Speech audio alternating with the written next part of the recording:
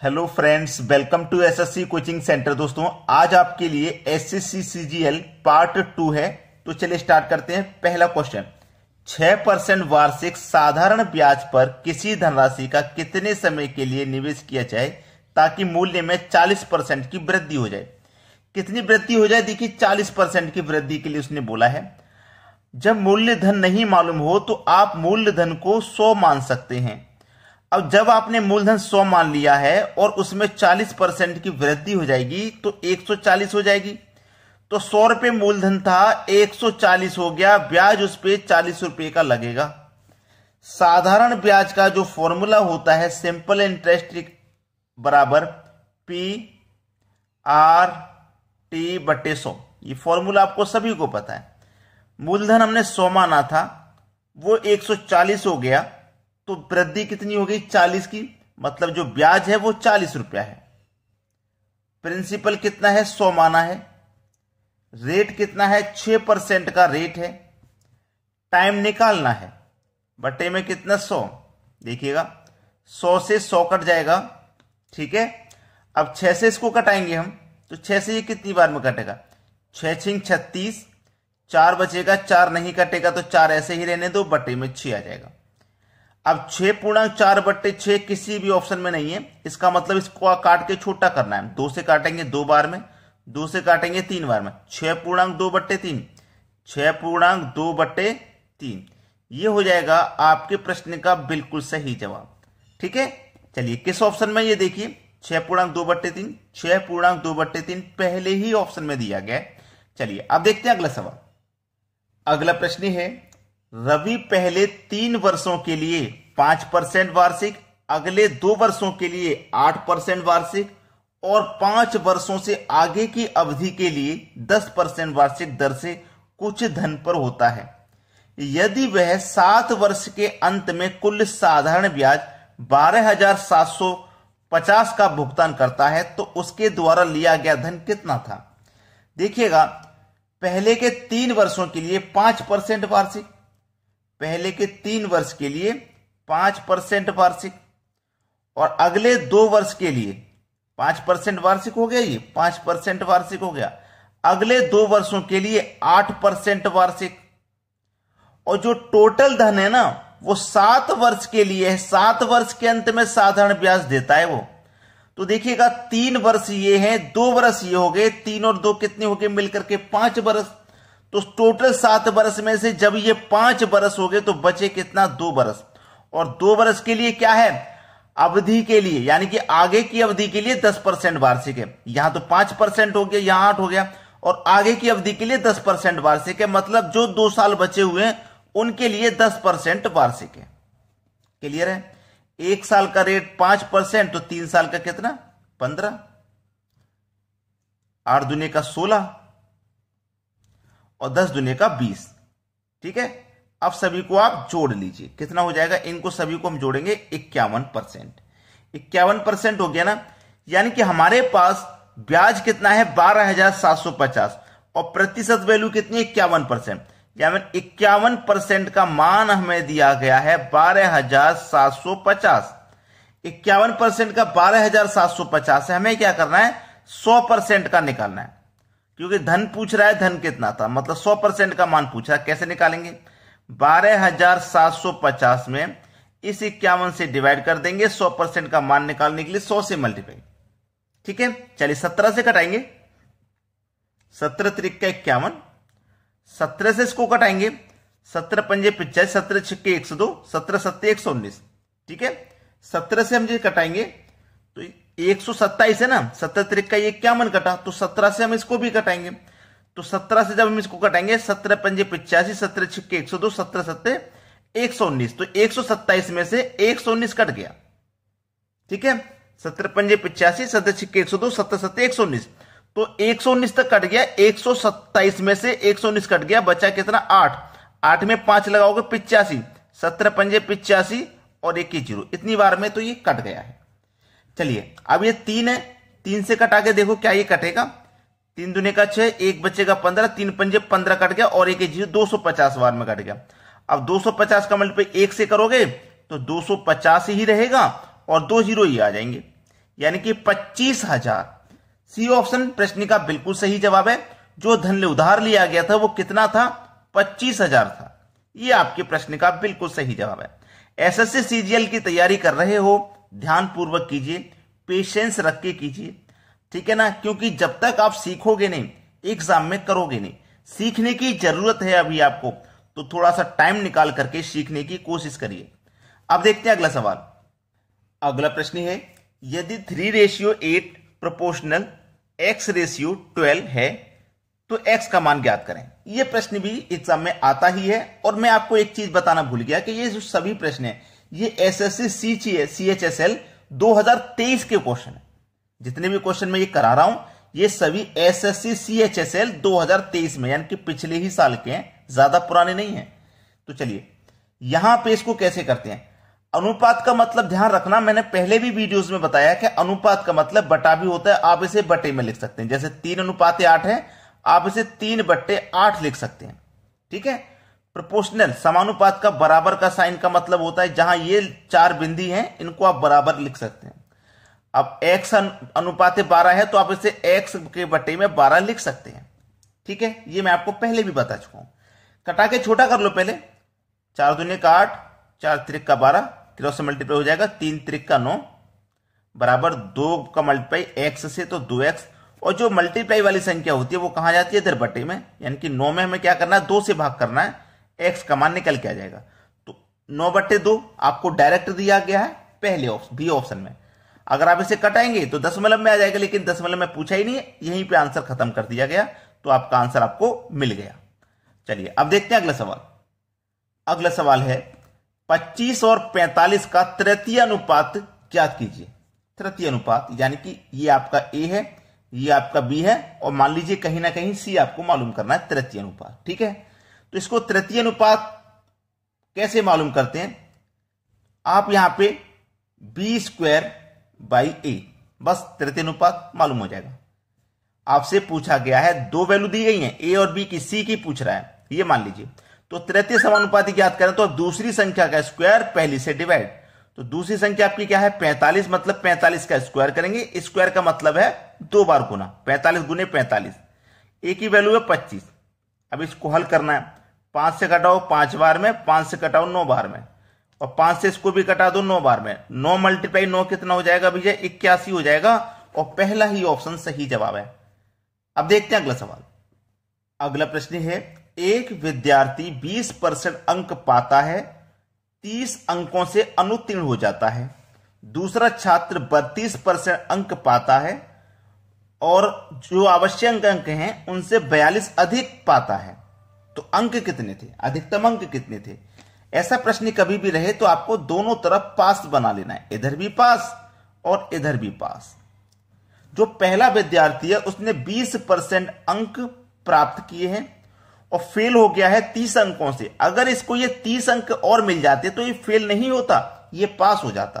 तो इसको पास करने के लिए हम 30 अंक दे देते हैं, ठीक है, बराबर। इसको भी पास, इसने कितने परसेंट प्राप्त किए? 32% प्राप्त किए हैं, और जो आवश्यक अंक थे पास होने के लिए उससे भी 42 अधिक प्राप्त किए। अगर ये 42 और अधिक प्राप्त नहीं करेगा तब भी पास हो जाएगा। भाई ये तो उसने अधिक प्राप्त कर लिए ना, जैसे मान लो 50 नंबर पे बच्चा पास होगा और 50 से उसने 42 और प्राप्त कर लिए, तो ये तो एक्स्ट्रा नंबर है। अगर हम इनको इसे नहीं देंगे तब भी ये पास हो जाएगा, तो इसको ये मत दो। जिसको जरूरत है उसको दे दिया, जिसको जरूरत नहीं थी उसको मत दो। पास पास बन गया दोनों तरफ, ठीक है। अब देखिएगा, ये परसेंटेज वैल्यू से परसेंटेज वैल्यू को घटाइए। ये 20 है ना, बराबर के इधर आएगा तो माइनस का हो जाएगा 20, तो 32 में से 20 गया तो 12% बचा। अब ये माइनस का 42 इधर जाके प्लस का 42 है ना, प्लस का 42, तो प्लस का 42 प्लस का 30 कितना हो जाएगा? 72 हो जाएगा। क्लियर ना, 72 हो गया। अब 12% की वैल्यू 72 है, इधर लिखता हूं, 12% की वैल्यू 72 है। हमसे पूछा अधिकतम अंक कितने हैं? अधिकतम मतलब 100% का मान। 12% का 72 है, तो 100% का भैया कितना होगा? 72 में 12 से डिवाइड कर दो, 100% का मान निकालने के लिए 100 से मल्टीप्लाई कर दो। 12 × 72, 6 का मल्टीप्लाई 100 से कर देंगे, आंसर आ जाएगा 600। अधिकतम अंक कितने थे? 600 थे। ये आपका आंसर है, डी ऑप्शन बिल्कुल सही जवाब। अब देखेंगे अगला क्वेश्चन। अगला प्रश्न है, रमन की मासिक आय 45,000 है और उसका मासिक खर्च 33,000 रुपए है। यदि उसकी मासिक बचत में 22% की वृद्धि होती है जबकि उसके मासिक खर्च में 11% की वृद्धि होती है तो उसकी नई बचत कितनी होगी? बहुत अच्छा सवाल है। देखिए, ये आपकी आय हो गई, ये आपका खर्च हो गया और ये बचत हो गई। ठीक है, आय कितनी है? 45,000 रुपए। 45,000 रुपए वो कमाता है और 33,000 रुपए वो खर्च कर देता है। 45,000 में से 33,000 खर्च कर देगा तो बचत कितनी होगी उसकी? 12,000 की। भाई देखिए, जब कोई भी व्यक्ति पैसे कमाता है तो उसमें से दो ही काम होते हैं, या तो वो खर्च करेगा या फिर वो बचत करेगा। क्लियर है ना? अगर उसने इतने खर्च कर दिए तो इतने बचे, या फिर उसने इतने बचा लिए तो इतने खर्च हो गए। ठीक है, और उसकी आय में 22% की क्या हो जाती है? वृद्धि। तो आय उसकी कितनी है? 45,000। 45,000 है आय, 22% की वृद्धि हो रही तो 22% निकाल लो इसका। 2 जीरो से 2 जीरो कट जाएंगे, 22 का जीरो में पहले मल्टीप्लाई होगा तो जीरो ही आएगा। 22 पंजे 110 का जीरो, कैरी का 11, 22 चौके 88 और उसमें जोड़ देंगे 11 तो ये हो जाएगा 99। ठीक है, तो पहले आय इतनी थी, 22% की वृद्धि होने के बाद इतने की वृद्धि हो गई, यानी कि इसकी आय में 9,900 रुपए की वृद्धि हो गई। और उसके खर्च में 11% की वृद्धि हो रही है। खर्च पहले कितना था? खर्च था पहले 33,000 का। अब खर्च का 11% निकालो क्योंकि इसमें 11% की वृद्धि हो रही है। परसेंट का मतलब बटे में 100। 2 जीरो से कटाओ 2 जीरो, 11 का जीरो मल्टीप्लाई 0, 11 त्रिक का 33 का 3, कैरी का 3, 11 त्रिक का 33, कैरी का 3, 36। तो 3,630 रुपए की वृद्धि हो रही है खर्च में। क्लियर है इतनी बात? यहां तक किसी को कोई दिक्कत नहीं। अब देखिएगा, इतना कमाएगा, इतना खर्च करेगा, इतना एक्स्ट्रा कमा रहा है ना वो, जब वृद्धि होने के बाद वो 9,900 रुपए और कमा ले रहा है और इतना और खर्च कर ले रहा है, तो इसमें से बचत कितनी हो रही है? 9,900 रुपए कमाए, 3,630 खर्च कर दिए तो बचत कितनी होगी? 6,270 की बचत हो गई, है कि नहीं? तो उसने बोला है उसकी नई मासिक बचत कितनी होगी? नई, पहले तो इतनी थी बचत 12,000, अब नई कितनी हो जाएगी? 12,000 और इस दोनों को जोड़ दीजिए, नई बचत पता चल गई।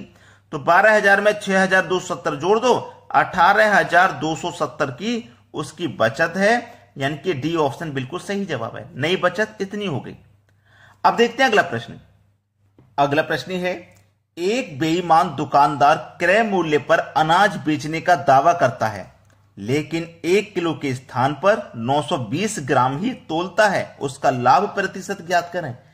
1 किलो 1000 ग्राम तोलना चाहिए। 1 किलो का मतलब 1000 ग्राम तोलना चाहिए, लेकिन तोल कितना रहा है वो? 920 ग्राम। तो बेईमानी करके वो कितने का फायदा कर ले रहा है? 80 ग्राम का फायदा कर रहा है बेईमानी करके, कम तोल करके। जैसे उसने बोला एक बेईमान दुकानदार क्रय मूल्य पर अनाज बेच रहा है, यानी कि 100 रुपए का 1 किलो खरीद के लाया, 100 रुपए का 1 किलो आपको बेच देगा तो उसे क्या फायदा होगा? अब आपको 100 रुपए का खरीद के लाया 1 किलो और 100 रुपए का 1 किलो ही आपको दे रहा है, लेकिन वो तोल में गड़बड़ कर ले रहा है। 1 किलो के स्थान पर 920 ग्राम ही तोल रहा है, तो 80 ग्राम का फायदा कर रहा है वो। ठीक है, कब कर रहा है? जब वो 920 ग्राम तोलता है। तो बटे में आती है तोली गई माप और गुने 100। 0 से 0 कट जाएगा, 4 दूने का 8 कटेगा, 4 से इसको कटाएंगे, 4 दूने का 8, 1 बचेगा 12, 4 तिरक का 12, 23 बार में कट जाएगा। अब 2 का मल्टीप्लाई ये 100 से अगर मैं कर दूं तो ये 200 हो जाएगा, बटे में कितना आ जाएगा आपका? 23। अब 23 से इसमें हम डिवाइड करेंगे, 23 से इसमें डिवाइड करेंगे हम, तो 23 से कितनी बार में डिवाइड हो जाएगा? 8 बार में। कहां तक हो जाएगा? 23 चौक 92, 9 9 180, 184 तक कट गया। 23 से 8 बार में 184 तक कट गया। अब बचा कितना? 16। 16 में तो जाएगा नहीं, तो 10 लग जाएगा। 16 बचा, जाएगा नहीं, 10 लग गया तो ये 160 हो जाएगा। ठीक है, अब कितनी बार में जाएगा? 7 बार में जाएगा। ठीक है, 7 बार में। तो 8.7 देखिए किस ऑप्शन में? डी ऑप्शन में। ये बिल्कुल सही जवाब है। देखिए 23 पंजे 115 होता है, 23 पंजे 115। ठीक है, 23 छिक्के 138, 23 छिक्के 138। अब 23 छक्के 138 हो गए, 7 बार में कटेगा, तो ये आपके डी ऑप्शन बिल्कुल सही जवाब है। चलिए अब देखते हैं अगला प्रश्न। अगला प्रश्न है, एक दुकानदार 40 रुपए प्रति किलो की चीनी को 42 रुपए प्रति किलो के मूल्य पर बेचने का दावा करता है, लेकिन गलत बाट का उपयोग करके 600 ग्राम के स्थान पर 550 ग्राम चीनी देता है। उसका लाभ प्रतिशत ज्ञात करें। पहले देखिए, पहले क्या करता है, वो 40 रुपए की चीनी को आपको 42 रुपए में बेचता है। ठीक है, 42 रुपए में बेचता है। अब 40 की चीनी को 42 में बेचेगा तो उससे क्या होगा, 2 रुपए का फायदा होगा, 2 रुपए का ही तो फायदा होगा। फिर वो क्या कर रहा है, उसको तोलना चाहिए कितना, 600 ग्राम ईमानदारी से। कितना तोलना चाहिए, 600 ग्राम ईमानदारी से। जैसे ईमानदारी से यहां 2 रुपए का फायदा कमा रहा ना, ऐसे ही ईमानदारी से उसे 600 ग्राम तोलना चाहिए। लेकिन तोल कितनी कर रहा है वो, 550 ग्राम, 550 ग्राम ही वो तोल रहा है।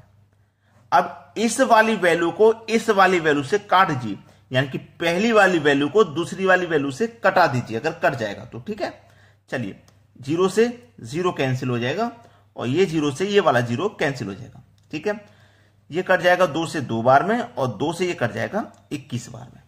कट गया ना, कट के हमारा सरल हो गया। अब देखिएगा, अब 2 से 6 कट जाएगा 3 बार में। इतना क्लियर। इधर क्या बचा, 55। इधर क्या बचा, 21 त्रिक का 63, तो 55 अनुपात 63। अब देखिए 55 रुपए की चीज को वो 63 में बेचेगा। जैसे 40 की चीज को 42 में बेच रहा था ना, ऐसी 55 की चीज को 63 में बेचेगा, तो उसका फायदा कितना है, 8 रुपए का।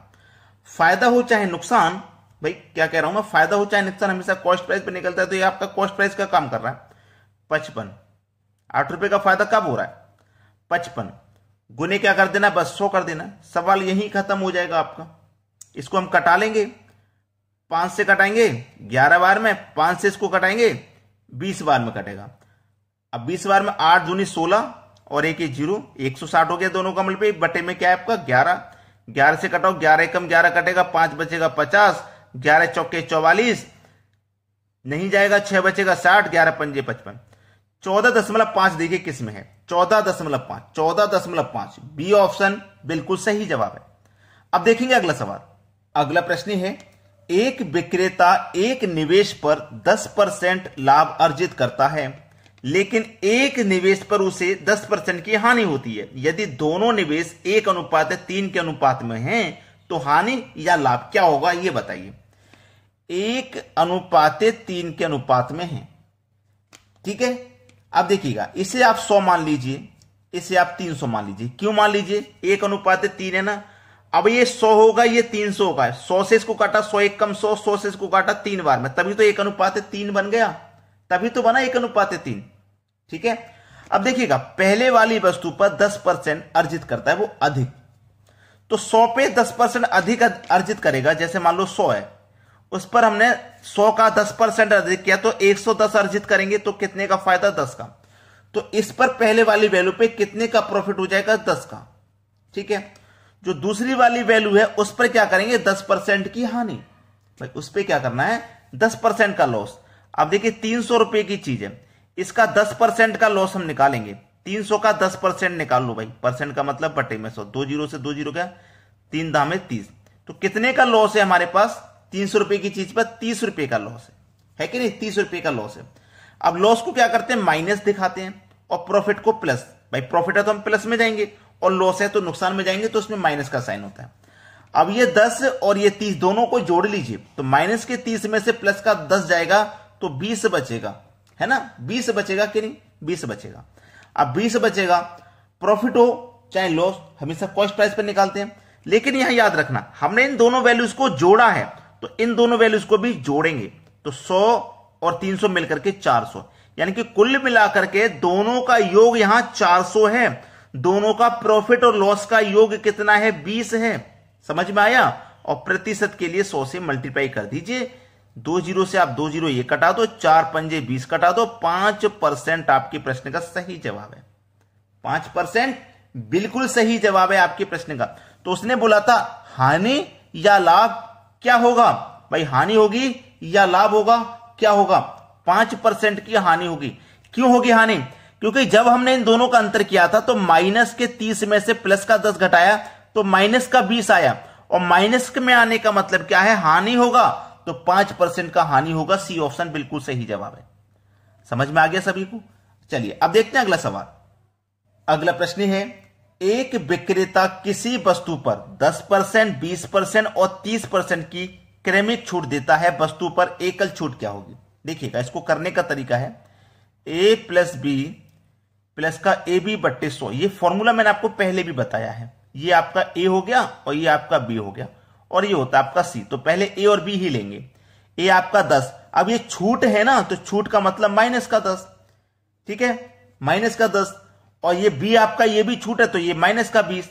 और माइनस माइनस क्या होता है भैया, माइनस माइनस क्या होता है, माइनस माइनस प्लस होता है। ए आपका 10, बी आपका 20 बट्टे 100, 2 जीरो से कटाइए, 2 जीरो, 2 एक कम 2 रहेगा। देखिएगा, माइनस 10 माइनस 20 मिलकर के माइनस का 30, माइनस का 30 हो गया कि नहीं, और प्लस का 2, तो माइनस 30 में से प्लस का 2 घटाएंगे, क्या आ जाएगा, ये आ जाएगा माइनस का 28। 28 हो गया ना, दोनों को सॉल्व करके 28 आ गया। इन दोनों की एकल छूट आपकी 28 है, लेकिन केवल इससे काम नहीं चलेगा, हमारे पास एक और छूट ही तो है, ये एक और छूट है।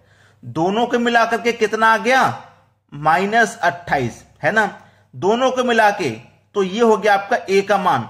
अब आपके पास दूसरा मान है सी का, है ना, तो ये हो गया आपका बी का मान।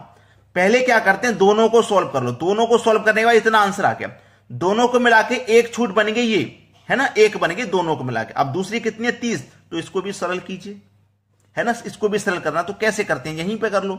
पहली छूट होगी, यानी कि ए का मान हो गया माइनस का 28, ए का मान हो गया माइनस का 28, और बी का मान कितना हो गया, माइनस का 30, बी का मान माइनस का 30, तो माइनस माइनस क्या हो गया, प्लस। ये आपका ए और ये आपका बी, ए का मान कितना है 28, बी का मान कितना है 30। अब देखिएगा, माइनस ए आपका माइनस का है, ये भी माइनस का है, माइनस माइनस प्लस, बटे में कितना 100, क्लियर, बटे में कितना 100, 2 जीरो, एक जीरो से आपका ये एक जीरो कट जाएगा, हाँ, एक जीरो से आपका ये एक जीरो कट जाएगा। अब देखिएगा, माइनस 28 माइनस का 30 मिलकर के कितना हो जाएगा, माइनस का 58 हो जाएगा, क्लियर, माइनस का 58 हो गया। 28 का मल्टीप्लाई 3 से कर दो तो ये 84 हो जाएगा, प्लस का 84, और बटे में आपके पास कितना है, बटे में आपके पास 10 है। अब देखिएगा, इस 84 में इस 10 से मैं डिवाइड कर दूंगा तो कितना आ जाएगा, 8.4 आ जाएगा कि नहीं आ जाएगा भाई। 28 त्रिक 84 हो गया, ये 84 तो हो गया, तो इस 84 में 10 से डिवाइड करूंगा, 8.4 आ जाएगा, तो ये 8.4 हो गया। माइनस के 58 में से ये प्लस का 8.4 घट जाएगा, क्योंकि माइनस वाला ज्यादा है। 58 में से 8 घटाइए 50, और 0.4 घटाइए तो 49.6। देखिए किस ऑप्शन में है, ये आ जाएगा कटने के बाद, पहले ही ऑप्शन में दिया गया है, ये बिल्कुल सही जवाब है। चलिए अब देखते हैं अगला प्रश्न।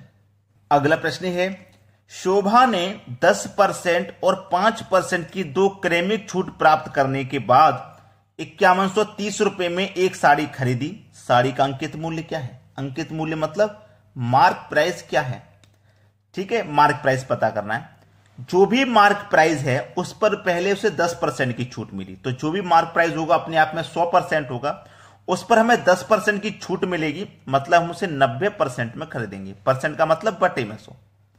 दूसरी छूट इसी मिली है 5% की, तो 100 की चीज पर 5% की छूट मिलेगी, मतलब 95% में हम उसे खरीदेंगे, परसेंट का मतलब बटे में 100।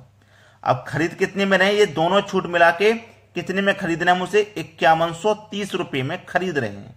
ये है हमारा सवाल, इसी को कटा के सॉल्व कर लो, बस आंसर आ जाएगा। चलिए, 0 से 0 कट जाएगा, कट गया ना, 0 से 0 कट गया। अब यहां पे इसको हम कटाएंगे, देखिएगा, ये भी कटेगा, 5 से ये भी कटेगा, 19 से कटाता हूं, 19 पंजे 95, और 19 से ये कटेगा, 19 से कम 19, 19 दूनी 38, 19 त्रिक 57, 19 से 7 बार में नहीं 19 से नहीं कट रहा, 9 से कटेगा क्या, 9 से कटा के देखता हूं इसको, 9 से, 9 एक कम 9, 9 पंजे 45, 9 पंजे 45 कट जाएगा, 6 बचेगा 63, 9 सत्ते 63 और एक ही 0। हाँ, पहले इस 9 से कटा लिया हमने इसको, तो इतनी बार में कट गया, इतनी बार में कट गया ना। अब देखिए, अब 19 से कटेगा, 19 पंजे 95, 19 त्रिक का 57 और 1 0। नहीं समझ में आया देखिए मैं फिर से समझा देता हूं। मार्क प्राइस हमारा देखिए 90 के बटे में 100 लिखा हुआ है और 95 के बटे में 100 लिखा हुआ है, बराबर 5130 की है। ठीक है, पहले क्या किया, 0 से 0 कटाया, 9 से कटाएंगे इसको। ठीक है, 9 पंजे 45, 6 बचेगा 63, 9 सत्ते 63, 1 0 कटा लिया। अब 19 पंजे 95, 19 त्रिक का 57 और 1 0 कट गया। 5 से 30 6 बार में कट गया। 10 का मल्टीप्लाई 100 से कर दो तो 1000। ठीक है, 1000 का मल्टीप्लाई 6 से हो जाएगा तो 6000।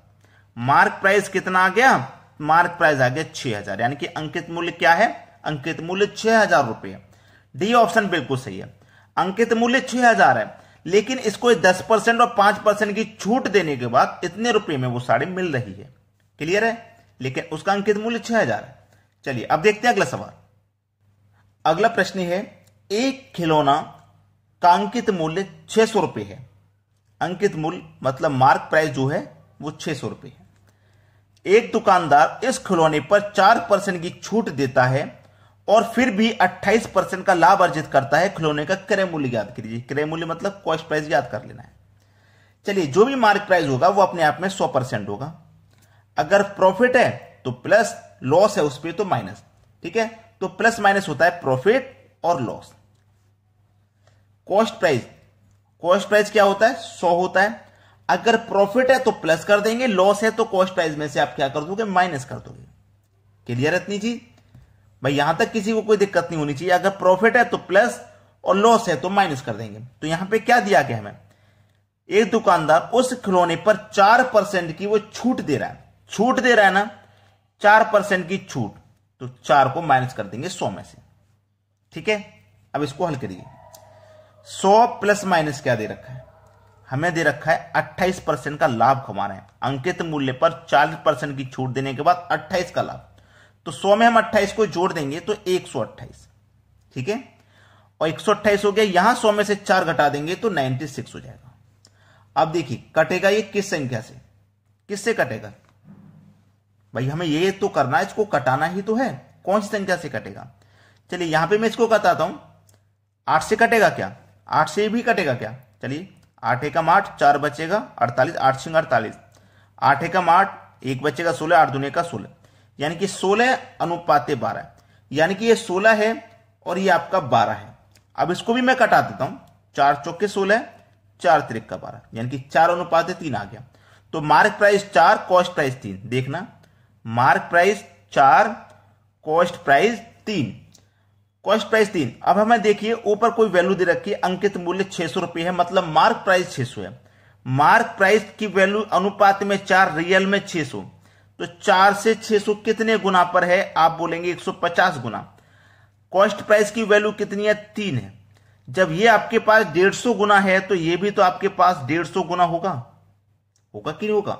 तो 3 का 150 गुना कितना हो जाएगा, 450। ठीक है, पूछा क्या है, क्रय मूल्य ज्ञात कीजिए, तो क्रय मूल्य 450 है।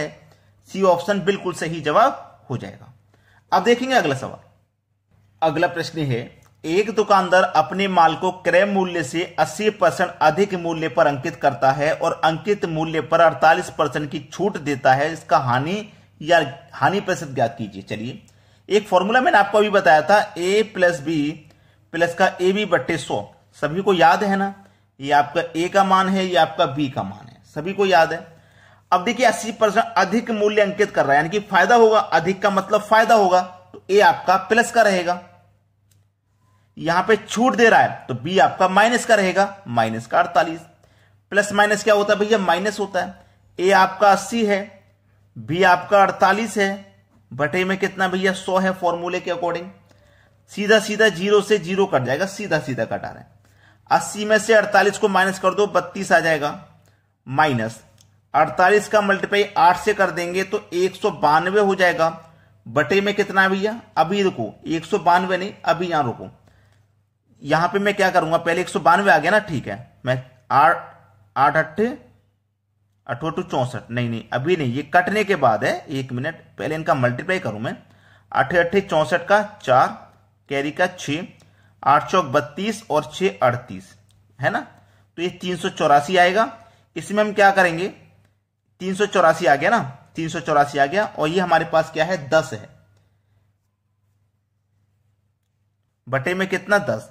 अब मैं 2 से इसको कटाऊंगा 5 बार में, 2 से इसको कटाऊंगा तो 2 1 कम 2, 1 बचेगा 18, 2 नीम 18, 2 दूने का 4, तो 192 के बटे में 5। तो इस तरीके से 192 के बटे में ये 5 आएगा। पहले इसको कटा के शॉर्ट कर लिया गया है, तब आया है यहां पे।